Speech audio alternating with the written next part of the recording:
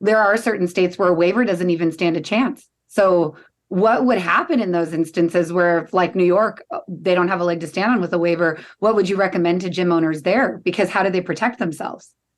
Yeah, that is a great question. And I get that question a lot. And again, this would be just a minority of states where, maybe the waiver would not protect you for ordinary negligence. The next best thing, okay, is an express assumption of risk document. And of course, this is also a legal document that would need to be reviewed and prepared by, a competent lawyer. But this particular document pretty much outlines all of the risk associated with the activity. And so that the individual becomes well informed of those risks, okay? And what that does, and of course, even that kind of language, a lot of times you do find in a waiver. So one part of the waiver might inform the individual of all the risk, okay? Risk of injury, like minor injury, major, life-threatening, even death. Okay, that's usually a paragraph within a waiver. But you can have like in a separate document, an express assumption of risk that gets into that in a little bit more detail. And so that would be the document we would recommend. Now, what that does, the language in the waiver informing them of the risk, or a special document, an express assumption of risk that they would sign. Basically, what it does, it strengthens what we call the primary assumption of risk defense.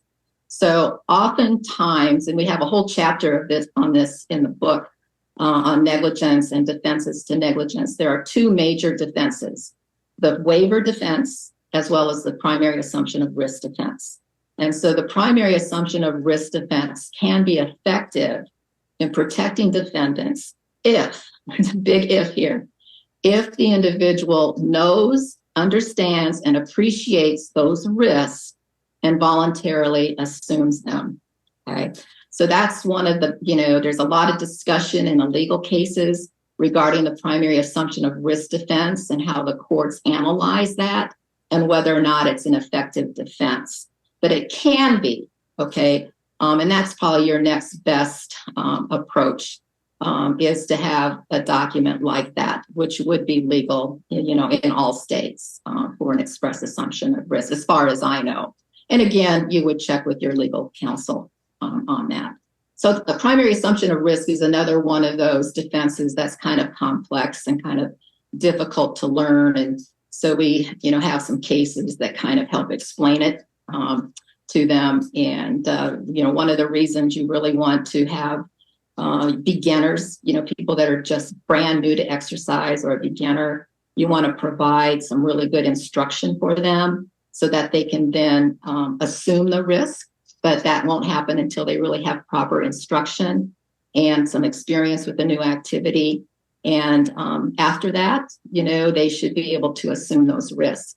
But there's been a lot of cases where beginners, did not understand and appreciate those risks, and therefore the primary assumption of risk did not protect the defendants. So I know that gets a little bit kind of convoluted, but it is a major defense along with the waiver defense that's used. But so there is an alternative document that express assumption of risk that can be helpful.